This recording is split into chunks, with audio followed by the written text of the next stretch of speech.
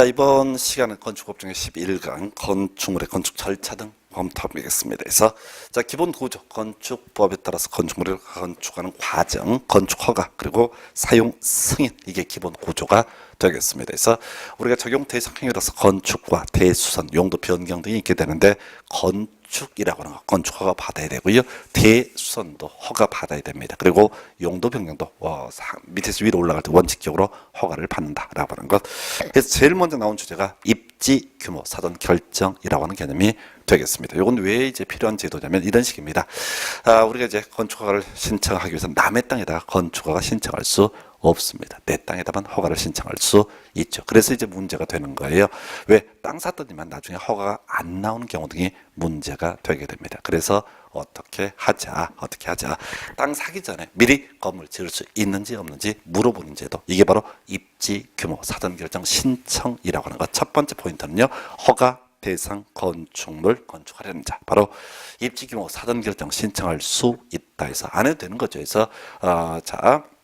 그래서 우리 이제 나중에 보겠지만 건축물을 건축할 때 기본적으로 허가 받아야 되고요. 일정한 소규모 건축물 등은 신고하면 허가를 받은 것으로 보게 됩니다. 그래서 지금요 입지규모 사전 결정 신청은 그 대상이 뭐에 한한다? 허가 대상 건축물에 한한다. 이게 이제 좀 어렵게 구성할 때 사이트 지문 구성을 하고요. 나머지 별로 쟁점되지 않습니다. 그래서 절차 쭉 나오게 될 테고요. 알아서 허가권자가 지을 수 있어 이런 식의 통지해 주게 됩니다. 그럼 법적 효과 쟁점은 바로 2년 건축허가 신청 의무라고 해서 숫자가 이제 출제 포인트죠. 그래서 사전 결정 신청자는 그 사전 결정의 통지를 받은 날, 즉 지을 수 있다라고 한 날로부터 2년 내 건축허가를 신청해야 되고요. 그 기간 내에 건축허가를 신청하지 않게 되면 사전 결정 효력이 상실된다 이렇게 돼 있습니다. 그래서 요게 거의 하나의 출제 포인트에서 우리 공법에서 공사 착수, 사업 착수 몇 년 내 다 2년 내가 일반적. 다만 좀 이따 공부하게 될 건축 신고 있고 나서 1년 내 착공을 하지 않게 되면 건축 신고 효력은 상실된다. 이런 게 있습니다. 그다음에 이제 관련 인허가의 의제라고 해서 자, 우리 시험에 안 나왔었고요. 감정평가사 시험 한 10여 년 전에 출제가 된 주제입니다. 그래서 이거는 그거죠. 입지 규모 사전 결정 자, 통지가 있다라고 했을 때 건물 지을 수 있느냐? 건물을 지을 수는 없습니다. 해서 건물을 지으려면 기본적으로 건축 허가라고 하는 것을 받아야 한다. 이게 기본 구조거든요. 그래서 나오게 되는 얘기. 자, 건물을 지을 수는 없는데 건물 짓기 위한 예비 과정으로서 땅 들어볼 수 있다 해서 개발 행위허가 있는 것으로 보고요. 농지 전용허가 있는 것으로 보고요.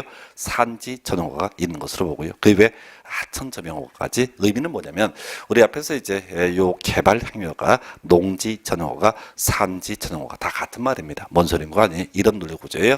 자, 땅을 들어오고 싶습니다. 그게 농지면 농지 전용허가 받아야 되고요. 산지면 산지 전용허가 받아야 됩니다. 그리고 그다음에 농지나 산지가 아니면 어떤 개발 행위 허가를 받아야 된다 해서 이 세 가지는 같은 맥락이야. 토지의 특성에 따라서 그것이 땅 들어볼 때 개발 행위 허가가 될 수도 있고 농지 전용 허가가 될 수도 있고 산지 전용 허가가 될 수도 있다. 이런 구조고요. 그 다음에 이제 하천 전용 허가는 하천에 물 끌어다 쓸 수 있는 그런 권리거든요. 그래서 굳이 뭐 얘기를 하면 입지 규모 사전 결정했으면 건물을 지을 수는 없지만은 바로 땅을 들어볼 수는 있다. 그리고 땅 들어볼 때 딱딱하니까 물 끌어다 쓸 수 있다 해서 하천 전용 허가에서 간평에서 한번 나왔던 그런 주제가 되겠습니다. 그래서 세 가지죠. 자, 입지 규모 사전 결정 신청의 대상은 허가 대상 건축물. 두 번째, 입지 규모 사전 결정이 있게 되면 2년 내 건축허가 신청하지 않게 되면 그 입지 규모 사전 결정 효력은 상실되게 된다. 그리고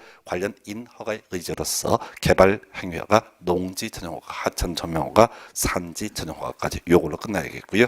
그다음에 이제 나오는 것이 자, 건축 허가권자 뭐 제일 중요한 출제 포인트 중에 하나가 되는데 전 법 개정에 따라 새롭게 추가된 항목이 있죠. 바로 대지 소유권 확보. 자, 우리 주택법 가게 되면요. 원칙적으로 남의 땅에다 아파트 지을 수 없습니다. 그래서 대지된 소유권 확보해야 되고요. 우리 주택법 가게 되면 이 대지 소유권 확보 대책으로서 몇 가지 주제를 공부를 하시게 될 겁니다. 자, 그러다 치고 여기서 이제 대지 소유권 확보 관련해서 바로 확보하지 않아도 되는 게 쭉 나와 있죠. 근데 그게 괄호 열고 자, 뭐라고 되어 있냐면 분양 목적의 공동주택 제외 이렇게 되어 있습니다. 그래서 결국 외워야 될 게 뭐냐면 분양 목적의 공동주택의 건축을 하고자 하는 자, 이 사람은 어떻게 한다? 결과적으로 대지된 소유권을 미리 확보를 해야 된다. 이건 어떤 경우냐면요.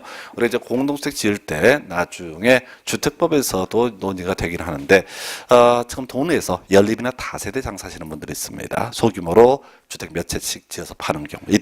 이때는 건축법에 따른 건축 허가를 받아야 될 것인데, 여기서 결론이 뭐냐면 분양 목적이 공동주택 건축을 목적으로 하는 경우 반드시 대지 소유권을 확보해야 된다. 요 하나만 예외를 기억하는 게 필요할 겁니다. 그래서 그 정도. 나머지 문제 안 되고요. 자, 허가권자. 자, 중심축은요. 시군 구청장 이렇게 갑니다. 그래서 우리 법조문에 특별자치도지사나 특별자치시장 별 의미 없습니다. 이건 제주도나 세종시를 얘기하기 때문에 논의할 가치가 없고요. 기본적인 허가권자는 누가 된다? 시군 구청장. 그래서 이 건축물을 건축할 때 시군 구청장의 허가를 받아라. 또 나중에 대수선할 때도 시군 구청장의 허가를 받아라. 그리고 용도 변경도 따로 얘기 안 하지만 앞에서 우리 적용 대상 행위할 때 설명드린 것처럼 모두 시군 구청장의 허가를 받아라. 그런데 미리 결론도 볼까요? 그 예외라고 해서 하단부부터 먼저 보면 특별시 광역시에서 건축을 하려는 자 특별시장 광역시장의 허가를 받아야 된다 해서 자 주의하실 게 지금요 적용 대상의 건축과 대수선과 용도 변경 세 가지가 있게 되는데 그 중에서 뭐는 건축이라고 하는 것은 예외적으로 특별시장 광역시장이 허가권자가 될 수 있습니다. 그러나 대수선 용도 변경은 오직 누구만이 허가권자 된다? 시군 구청장만이 어떻다? 허가권자가 될 수 있다.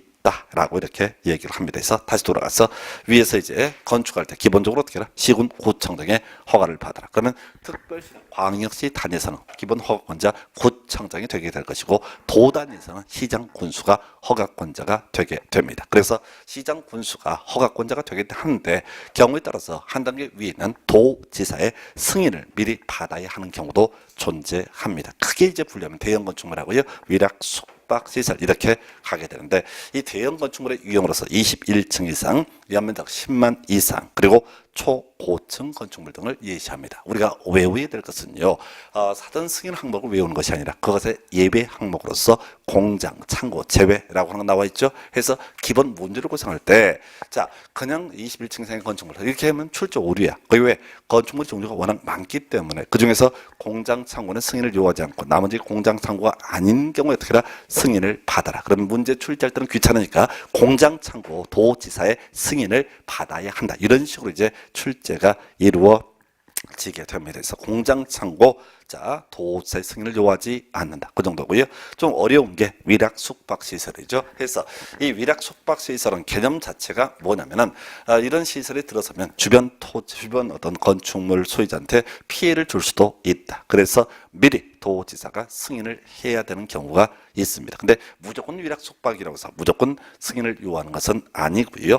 자, 크게 두 가지. 주거 환경과 교육 환경. 이거 도심지 얘기합니다. 그래서 도심지에 위락 숙박 시설의 건축을 하고자 할 때 시장 군수가 집 멋대로 허가할 수 없고 도지사의 승인을 받아야 된다. 규모 따지지 않습니다. 그런데 자연환경 수질 보호라는 표현이 나오죠. 그래서 이건 도시 외곽 지역을 얘기하는데 도시 외곽 지역에 위락 숙박 시설의 건축을 하고자 할 때 시장 군수가 집 멋대로 허가할 수 없고요. 그 규모 3층 이상이거나 연면적 1천 이상이라는 요건을 충족을 하게 되면 도지사의 승인을 받아야 돼서 위락 숙박지를 어렵게 구성했던 문제인데요. 자, 일단 주거 환경, 교육 환경이라는 표현 들어가게 되면은 이때는 도심지니까 무조건 다 승인을 받아라. 그리고 자연환경 수질보호 도시 외곽 지역을 의미하게 될 것이고 이때는 바로 3층 이상 혹은 연면적 1천 이상. 그래서 2층 이하이고 900제곱미터인 건축물이다. 2층이고 900제곱미터인 건축물이다. 만약에 자연환경 수질 보호 같은 경우 이때는 승인을 요하지 않는다. 이런 논리 구조가 되게 되는 거예요. 그래서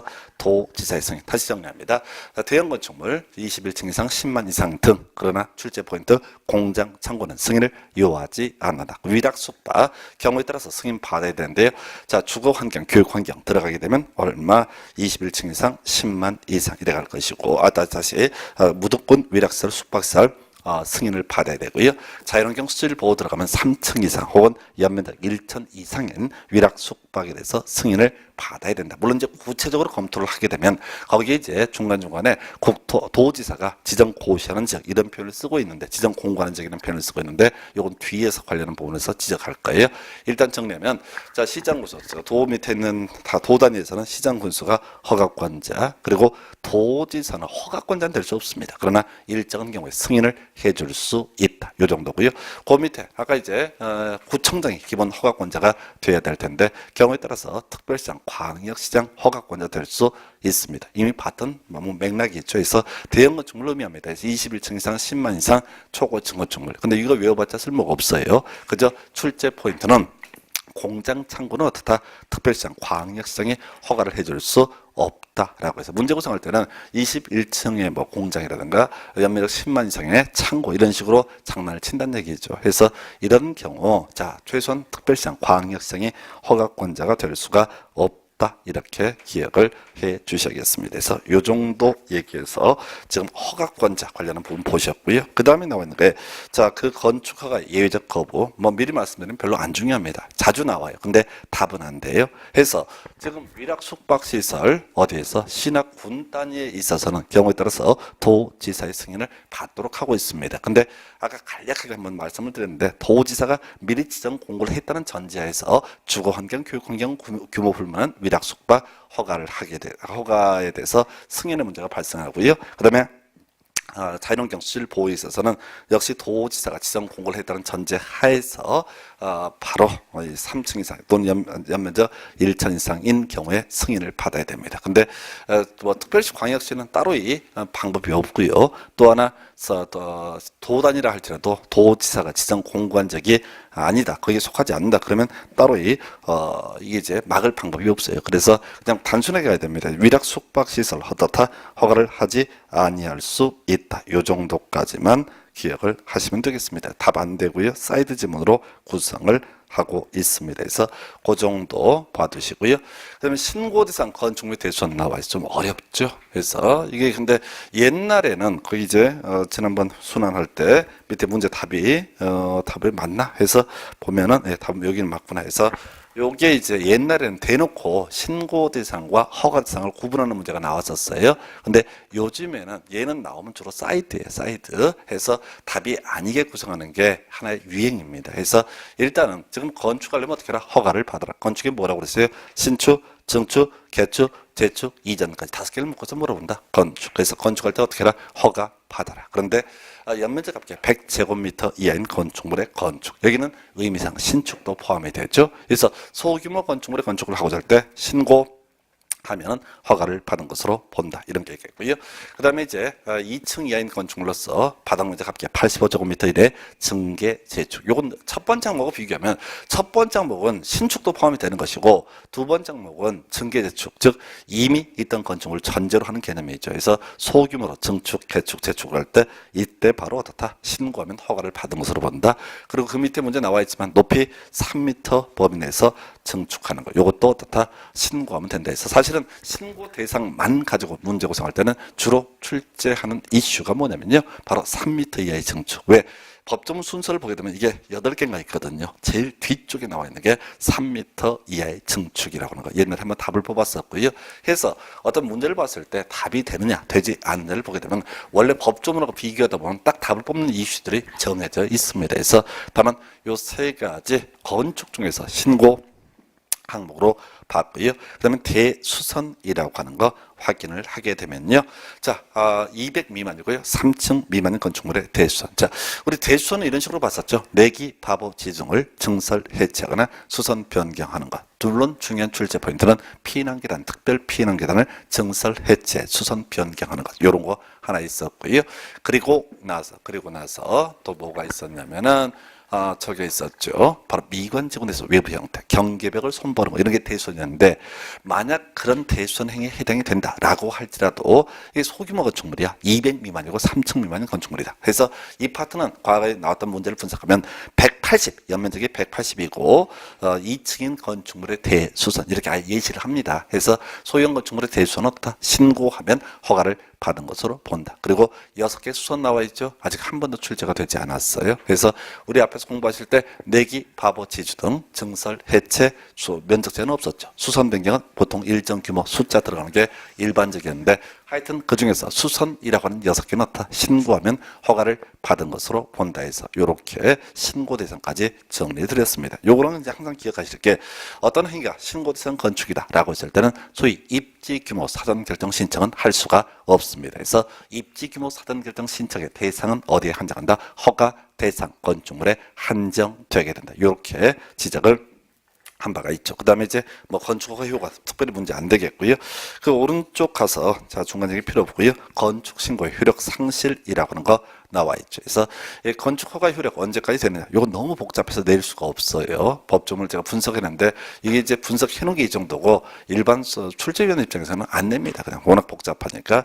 자, 지금 보십시다. 우리가 공부할 때 허가를 먼저 공부해요? 신고를 먼저 공부해요? 허가를 먼저 공부를 하게 되는 거죠.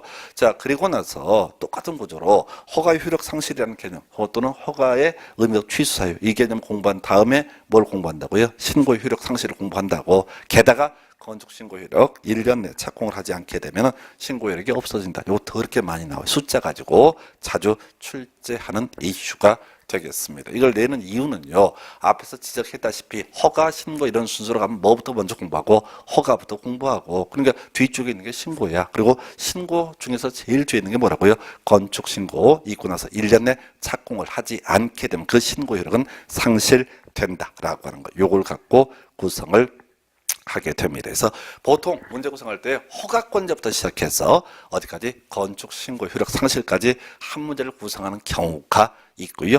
경우에 따라서 허가권자부터 시작해서 건축 허가의 제한까지 구성하는 경우도 있습니다. 그래서 요걸 이제 건축 허가 착공의 제한 요거는 두 가지 중에 하나예요. 자, 단독으로 낼 때도 아주 많아요. 그래서 이 건축 허가 착공의 제한 같은 경우 솔직히 민망해요. 지금 거의 매년 시험 문제 출제를 했거든요.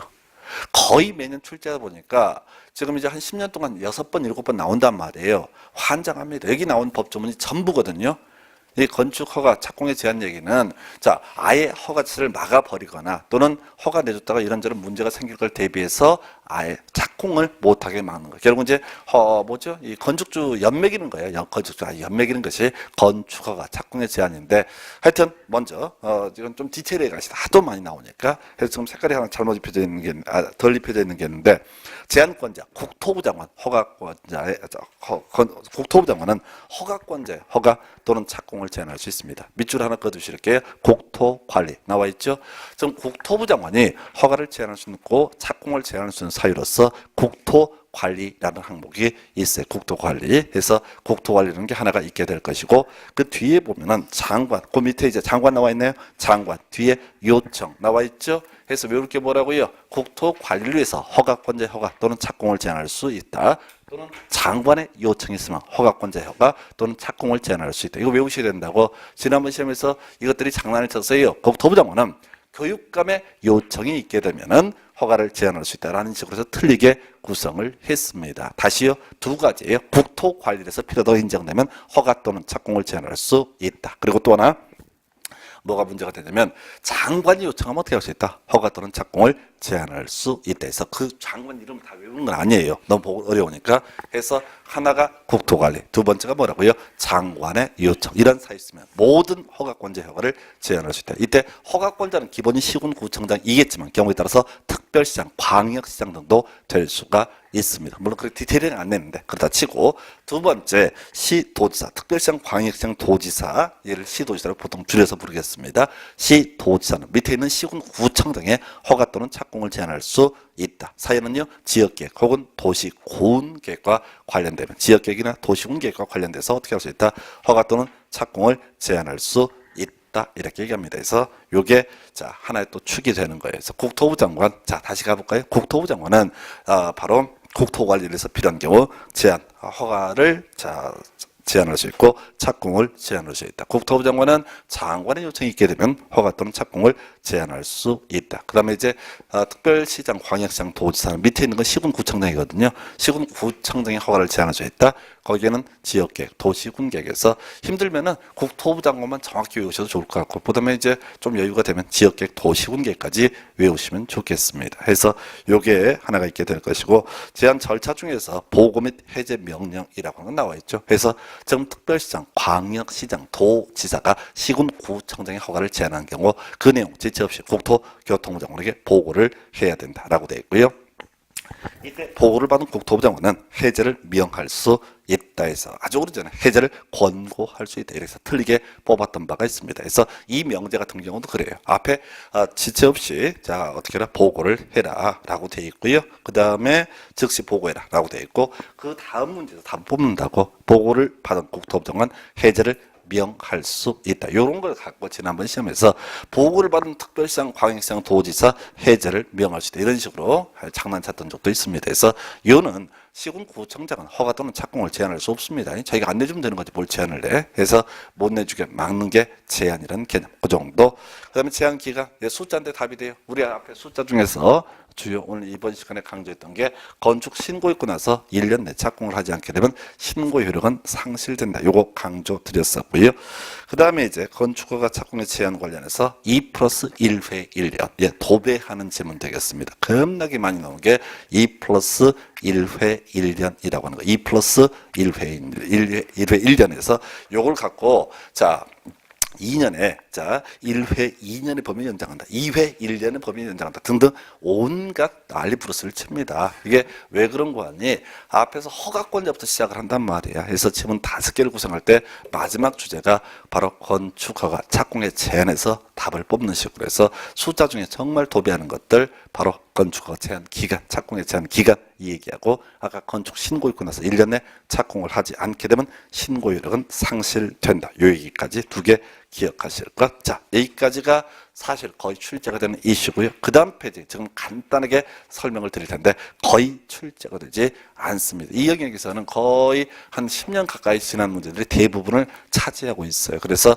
이제부터 건축물의 건축에서 뭐 공사 현장 안전관리 예측부터 설명을 드릴 텐데 18회 때 구성이 되고 지금 11년째 출제가 안 되고 있어요. 그래서 딱 단어, 각 주제별로 키워드 1개 또는 최대 2개까지만 기억을 하도록 합니다. 그래서 자 공사 현장 안전관리 예치금에서 자 안전관리 의무라고 하는 게 있네요. 자 이게 뭔 얘기냐면 간단하게 설명드리면 자 지금요 허가를 받았습니다. 착공을 합니다. 착공을 하는데 건축주가 이런저런 사정, 뭐 금전적으로 문제가 발생할 수도 있겠고요. 사인 간의 어떤 권리 분쟁이 발생할 수 있을 것이고 등등 등의 사유로 착공을 하지 못하는 경우 등이 존재하게 됩니다. 예, 그렇게 되게 되면 어떤 문제가 발생한다고요? 그 개인한테도 안 된 일이지만은 사회적으로도 큰 문제가 터지게 됩니다. 무슨 얘기인 거 아니? 도심의 흉물로 이 건축물, 뒷담한 게 자리 잡게 됩니다. 그래서 우리 법에서는 공사 현장 관련해서 안전관리, 미관 개선 이런 의무를 건축주에게 부여하고 있습니다. 그런데 건축주가 백날 뭐 하겠다고 얘기를 해봤자 지금 죽게 생겼는데 이거저거 신경 쓸 여지가 전혀 없거든요. 그래서 나오게 되는 게 바로 예치금의 예치라고 하는 것. 해서 1,000제곱미터인가요? 1,000제곱미터 이상일 때 어떻게 해라? 기본적으로 공사 현장 안전관리 예치금 1%까지 공사비 1%까지 예치해라. 근데 시험에 나오는 건 뭐라고요? 지금 돈을 받아두는 이유는 가장 단순한 게 왜 돈을 받는 거냐라고 했을 때 다른 거 아니고요. 바로 믿지 못했습니다. 그래서 우리가 외워야 될 건 뭐라고요? 토지주택공사, 지방공사는 어떻다? 공사 현장 안전관리 예치금을 예치하지 않는다. 이거 결론을 외우셔야 돼. 그래서 토지주택공사, 지방공사인 사업주체는 어떻다? 공사 현장 안전관리 예치금 예치하지 않는다. 요거 외우셔야 됩니다. 그래서 요 정도. 물론 이제 실제로 돈을 내지 않고 각서 쓰는 방식은 보증서 예치할 수 있고요. 나중에 별 문제가 발생하지 않으면 돈 돌려주게 되는데 문제는 보증서를 예치한 경우 돈 안 냈으니까 굳이 돌려줄 이유가 없다. 않는다라고 되어 있습니다. 큰 이슈는 되지 않고요. 그래서 이 주제 관련해서 국토기획법이랑 같이 이제 비교를 해봐야 되죠. 국토기획법에서 개발 행위 허가라는 챕터가 있었고요. 예, 거기서 조건부 허가할 수 있습니다. 그래서 조건부 허가에 있어서 의견 들어야 되고요. 믿음이 가지 않으면 이행 보증금을 예측해 할 수 있다. 시험에 나오는 포인트, 국가, 지자체 등 어떻다? 이행 보증금을 예치하지 않는다라고 이렇게 되어 있습니다. 그래서 믿을 수 있는 자는 돈 내지 않는다. 또 비슷한 맥락에서 정비법에 가다 보면 그런 게 있을 수가 있어요. 뭐가 있었냐면은 도시환경 정비사업, 상가 재건축, 공장 재건축을 하는 과정에 있어서 사업 시행자가 지정 개발자다 그러면 정비사업의 100분의 20까지 예측해 할 수 있다. 해서 지정 개발자, 그적 지주 등을 의미하게 되는 것이고요. 그래서 믿을 수 없는 자 어떻게라? 바로 돈 내라. 똑같은 구조야. 해서 지금 공사 현장 안전관리 예치금이라고 하는 것을 갖는 의미 뭐라고요? 결국 믿지 못해서 돈 받아들은 것이고요. 해서 토지공사, 지방공사 등은 어떻다? 예치하지 않는다. 요 정도 결론 18회째 한번 구성되고 아직 출제가 되고 있지 않습니다. 그 다음 주제예요. 건축 분쟁의 조정 등에 관한 쟁점. 자, 이 건축 분쟁의 조정 같은 경우도 일반 기본서 등을 보게 되면 이게 이제 거의 10페이지 이상 쫙 깔아버려요. 근데 지금까지 제 기억에 한 17, 8년 사이에 3문제, 4문제가 구성이 됐었는데 딱 2개만 가지고 답을 구성을 하고 있습니다. 첫 번째 쟁점이요. 건축 분쟁 조정의 대상이라고 하는 거. 소위 이제 건축 분쟁 전문위원회 이런 기구가 있는데요. 문제는 이 건축 분쟁 전문위원회 부부싸움해서 오게 되면 그냥 돌려보냅니다. 조정 안 해줘요. 그래서 결국은 건축 분쟁 전문위원회라고 하는 데서 조정해 주는 게 뭐냐라고 했을 때 주인공 3명 나와요. 그 중에 한 명이 건축 관계자라고 하는 것이 있고요. 그 다음에 두 번째 주인공이요. 관계 전문 기술자 있고요. 예. 그리고 세 번째 주인공이 또 하나가 뭐가 있냐면 거기 뭐죠? 저기 인근 주민 이렇게 총 3명이 있게 되죠. 해서 자, 경우의 수가 건축 관계자와 인근 주민과 관계 전문 기술자, 건축 관계자와 관계 전문 기술자 외에 건축 관계자끼리의 분쟁, 관계 전문 기술자끼리의 분쟁, 인근 주민끼리의 분쟁도 어떻다? 건축 분쟁 전문위원회 소관사항이다. 그 답을 외우자고요. 이게 6개가 법조문에 나열이 되어 있는데 시험에 출제가 되는 거 뭐라고요? 6번째 항목 2번 다 답이었어요. 뭐라고? 관계 전문 기술자 간의 분쟁은 건축 분쟁 전문위원회 소관사항이다. 이 명제를 갖고 2번 다 옳은 것을 고르셔야 할 때 답이 된다고. 출제자 의도 볼까요? 더 이렇게 복잡하다고요. 첫 번째 건축 관계자 인근 주민 여기서부터 여기 시작한다고 해서 마지막이 뭐라고요? 관계 전문 기술자 간의 분쟁이라고 하는 거. 요게 마지막 단계라고. 그럼 출제위원은 뭐 복잡해 올 것도 없어. 6번째 되면 그냥 수험생들의 실력을 그대로 파악을 할 수 있습니다. 그래서 요거 한번 옳은 걸 고르셔야 할 때 항상 내는 것이 관계 전문 기술자 간의 분쟁은 건축 분쟁 전문위원회 소관사항이다. 요 주제 하나 있고요. 두 번째, 자 나머지 뭐 잡다한 얘기 빼버리고 건축 분쟁의 조정 등 관련해서 자 그다음 페이지 넘어가게 되면 자 조정의 효과라고 하는 것이 있을 겁니다. 그래서 요게 또 답이 돼요. 해서 자 우리가 이제 이 건축 분쟁의 조정, 소위 조정 제도라고 하는 거 전문가가 개입이 돼서 그 분쟁을 법원까지 가기, 소송 가기에 앞서서 적당한 선에서 이렇게 쇼 붙이는 것을 조정이라고 부릅니다. 그런데 이 건축 분쟁의 조정 제도, 이 조정 제도는 원래 이제 출발점 자체가 주로 어디에서 문제가 됐냐면 환경 관련 분쟁에서 주로 문제가 됐습니다. 그래서 대기 오염으로 피해를 입었다, 수질 오염으로 피해를 입었다, 환장하는 겁니다. 왜? 원고가 입증 책임이 기본적으로 있게 되는데 이 입증을 못 하거든. 아니 그냥 그 물 먹고 이제 암에 걸렸는데 그게 그 물을 먹어서 암을 걸렸는지 다른 걸 먹어서 암에 걸렸는지 입증하기 곤란하다는 거예요. 통계적으로 이제 유의미하다 할지라도 법원에서 손해배상 판결 등을 하면서 있어서는 정확해야 되거든요. 그런 거 같은 거 가지고 손해배상을 명할 수는 없습니다. 그래서 이 조정 제도가 환경 관련 법제에서 만들어지는데 이 환경 관련 법제에서는 항상 이 조정이 있게 되고 이 조정서에 대해서 양 당사자가 동의하게 되면 자 소위 민사집행법상 화해가 성립한 것으로 본다라고 법이 되어 있습니다. 모든 조정을 다룬 대부분의 법은 화해가 성립한 것으로 본다라고 법이 되어 있다고. 그런데 우리 건축법에서는 이 조정에 대해서 오케이 하게 되면 뭐가 합의가 성립된 것으로 본다라는 표현을 쓰고 있다고요. 해서 자 이게 이제 화해 얘기가 보통 환경 관련 법제에서 지금 건축법에서는 어디서 합의 그러면 출제위원들은요, 사실 건축법 잘 몰라요. 근데 환경 관련 법제는 좀 더 간단해서 많이들 공부하시거든요. 그래서 얘들은 맨날 내는 게 뭐라고요? 화해가 성립한 것으로 본다. 해서 틀리게 뽑아요. 아예 답을 외우셔야 돼. 건축 분쟁의 조정에서 옳은 것을 고르시오. 관계 전문 기술자 간의 분쟁은 건축 분쟁 전문위원회 소관사항이다라고 하는 거. 요게 하나의 답이 되고요. 틀린 것을 고르셔야 할 때는 두 번 다 화해가 성립한 것으로 본다. 막 짜고 치는 고스트처럼 돼요. 그래도 거의 이제 요즘에는 17회 시험인가 마지막 구성이 되고 안 나오고 있거든요. 거의 11년째입니다. 그래서 다 할 수는 없다고. 그래서 어떻게 하자고요? 건축 분쟁 전문위원회, 건축분쟁 전문위원회 관련해서 자 옳은 것을 고르시오라면 뭐라고요? 관계 전문 기술자 간의 분쟁은 건축분쟁 전문위원회 소관사항이다. 틀린 것을 고르시오라고 하면 뭐라고요? 화해가 성립한 것으로 본다. 답을 외우고 들어가셔야 돼. 합의가 성립한 것으로 본다. 백날 봐봤자 시험장 가서 손을 못 대요. 아예 틀린 것을 고르시오. 어떻다? 화해가 성립한 것으로 본다. 이렇게 틀린 것 아예 외우고 들어가는 게 하나의 공부 방법이 되게 됩니다. 그래서 그 정도까지가 이제 건축 분쟁의 조정. 사용 승인은 최근에 한번 문제 구성됐는데 큰 의미 없고요. 오른쪽에 이제 등기 촉탁이라고 하는 거. 자, 이 등기 촉탁 얘기는요, 어디에서 또 문제가 되냐면은 공간정보법, 공시법 영역이 하는 내용이죠. 공간정보법 할 때도 이슈가 되게 되는데요. 거기랑 얘랑 똑같아요. 그래서 자, 우리 이렇게 하는 거죠. 지금 예를 들어서 공간정보법에서는 토지에 관한 사실관계를 다루는 공적 정보, 지적 공부라고 부르고 보통 이제 토지대장 그리고 임야대장 뭐 이런 내용들이 있게 됩니다. 자, 그리고요 또 하나 건축법에서는 건축물에 관한 사실관계를 다루는 장부를 건축물 대장이라고 부르게 됩니다. 이게 이제 기본 구조로 볼 수가 있거든요. 자, 그래서 어떤 사실관계 변동이 발생한다.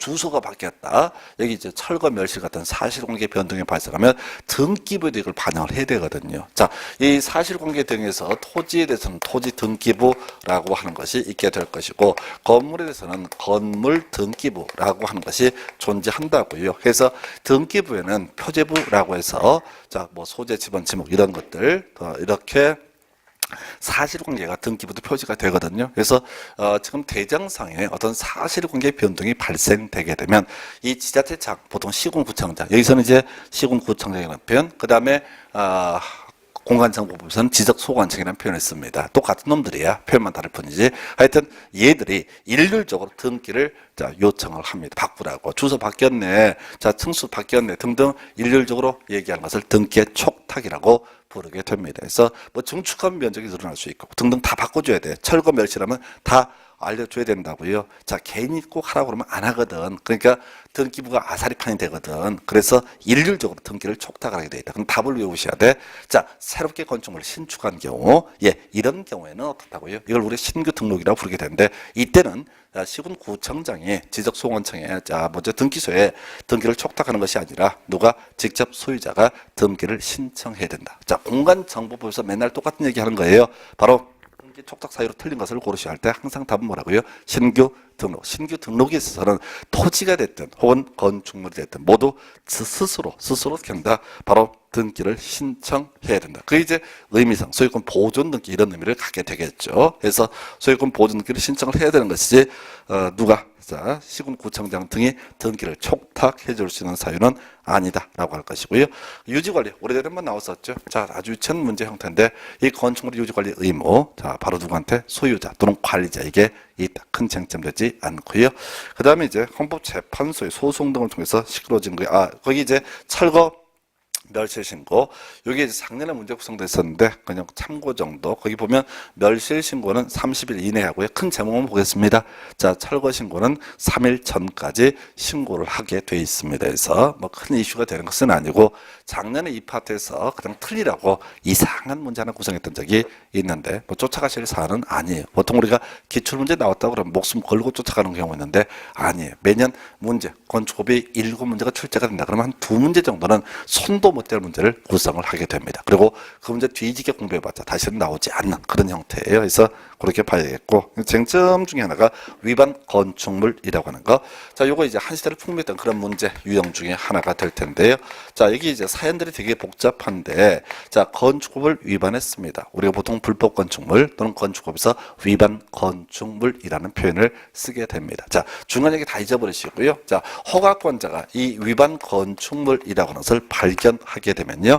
자, 뜯어 고쳐라고 해서 좋은 말로 얘기를 하겠죠. 시정명령이라고 얘기합니다. 그리고 말을 듣지 않게 되면 시정할 때까지 계속 삥을 뜯는 제도, 이게 바로 이행강제금 제도가 되겠습니다. 그래서 자, 시군구청장은 어떻게 허가권자는 어떻게 할 수 있다? 이행강제금을 부과할 수 있다. 뭐 외에도 몇 가지 있어요. 거기 나와 있는데 영업허가 등의 거부 요청 등등이 있는데 우리가 기억하실까? 출제 포인트는 허가권자, 건축허가권자가 이행강제금 부과할 수 있다. 그리고 우리가 이제 벌칙 영역이니까 따로 얘기를 하지 않는데 이런 위반 건축물에 대해서 법원에서 판사는 뭘 할 수 있냐면 벌금을 부과할 수 있습니다. 벌금을 부과할 수 있어요. 자, 위반 건축물이라고 해서 건축법 위반 혐의로 검사가 기소를 하게 되면은 판사가 벌금을 부과하는 경우도 있다는 얘기죠. 이게 건축법의 기본 구조예요. 그럼 이제 이게 뭐가 문제가 됐었냐면은 자, 우리 헌법에는요 이중처벌 금지 원칙이라는 개념이 존재합니다. 그래서 하나의 죄상에 대해서 두 번 처벌할 수 없습니다. 그래서 여기 제일 전형적으로 우리가 쉽게 현실에서 볼 수 있는 것 중에 하나가 그런 경우 있어요. 이 각종 정권에 있어서 정권 말기가 되게 되면 정권의 핵심에서 삥 뜯었던 애들 다 처벌을 받습니다. 기본적으로 예를 들어서 뭐 이명박 대통령 시절에 그 형님 되시는 분 뭐 이상득 의원인가 그분도 처벌을 받고 그러면서 사람들이 매우 기뻐하죠. 어머 정의가 똑바로 쓰는구나 해서 쏘는 거예요. 사실은 뭐냐면은 만약에 그때 처벌을 하지 않게 되면 정권이 바뀌게 되면 다시 조사합니다. 그래서 검사가 기소할 때 이빨 때려버려요. 그러니까 저런 거지. 부모가 애들 데리고 있지 않습니까? 놀이터 갔어. 우리 애가 상대편에 귀sha리를 올린 거야. 누가 봐도 이건 구속감이야. 그때 제일 좋은 방법은 가서 내 새끼를 먼저 패버리는 거야. 약간 오버 액션 하면서. 누가 봐도 심하게 다루는 것처럼. 그러면 맞았던 아이의 엄마가 할 말이 없습니다. 자기도 한 대 패고 싶은데 애를 쥐잡고 있으니까 차마 말을 못한다고. 그게 뭐라고? 오버지. 그러니까 뭐냐면은 하나의 죄에 대해서 두 번 처벌할 수 없다는 게 이중처벌 금지 원칙이라고요. 그럼 내 새끼가 해 처먹었어. 그럼 어떻게 한다고요? 버티고 뭉개게 되면 정권 바뀌거나 다음 정권 다른 사람이 집권하게 되면 탈탈 털어가지고 엄벌에 처합니다. 강력한 처벌을 받아요. 죄상 그대로. 하지만 내가 정권 잡고 있을 때 쇼를 하는 거야. 그리고 실제로는 아주 약하게 처벌하는 거야. 그러면은 이미 특정한 범죄에서 검사가 약하게 기소를 하니까 어떻게 한다고요? 법원은 상대적으로 약하게 처벌한다고. 그리고 이제 정권 끝날 때 이제 바로 이제 같이 집으로 돌아가시는 거죠. 가족끼리. 뭔 얘기하고 있어요? 이중처벌 금지 원칙 때문에 그런 편법이 동원된다고요. 그런 게 없으면은 안 되죠, 사실. 법책에서 야 도둑질 한 번 했어. 그 깜빵 갔다 와서 이제 돌아오고 있어요. 두부 먹으면서. 그런데 갑자기 경찰이 몇 년 전에 잡았는데 그 경찰이 너 지난번에 물건 훔쳤지? 갔다 오고 있잖아요. 했을 때 야 그럼 훔쳤으니까 가야지. 이중처벌 안 된다고요. 인신보호를 위해서 당연히 이중처벌은 금지가 돼야 돼. 한 번 죄 지으면 죽는 거야. 그냥 경찰이 코스야, 코스. 끄떡하면 잡아들여. 안 되기 때문에 이중처벌 금지를 해야 된다고요. 뭐 그렇다 치고. 자, 이제 악용하는 사례 설명드렸고. 지금 볼까요? 건축법 위반했습니다. 위반 건축물입니다. 위반 건축물에 대해서 허가권자가 뭘 할 수 있다? 이행강제금 부과할 수 있다. 법이로 되어 있어요. 한편 법원에서는 벌금을 부과할 수 있습니다. 이걸 당한 사람이 얘기를 합니다. 혹시 이것이 법에서 헌법에서 금지하는 이중처벌 금지 원칙에 위배되는 것은 아니냐라고 소송을 제기했고요. 헌법재판소의 판결은요. 그냥 이렇게 얘기합니다. 자, 이행강제금은 장래 어떤 위반행위 억제하기 위한 수단이고 벌금은 과거의 범죄에 대한 어떤 징계로서 성격을 가지고 있다. 목적이 틀리다. 두 번째 제일 큰 이슈 중에 하나가 지금 이행강제금은 누가 부과한다? 허가권자가 부과를 하는 것이고 벌금은 누가? 법원에서 부과를 하게 되는 것이다. 즉 부과 주체도 틀리다. 목적도 다르고 주체도 틀리다라고 하니까 이때는 소위 어떻다 이중처벌 금지 원칙에 위배되지 않는다. 근데 뜯기는 사람 두 번 삥 뜯기잖아요. 해서 소송이 붙었던 사안이고요. 그래서 우리 판례에서는 뭐라고요? 이중처벌 금지 원칙에 위배되지 않는다. 뭐 이유가 있어요. 이게 이제 이중처벌로 걸어버리면은 이행 강제금이나 벌금 둘 중에 하나를 없애야 되거든요. 그러면 벌금 같은 경우 제일 이제 유력하죠. 벌금이 없어질 가능성이 있단 말이죠.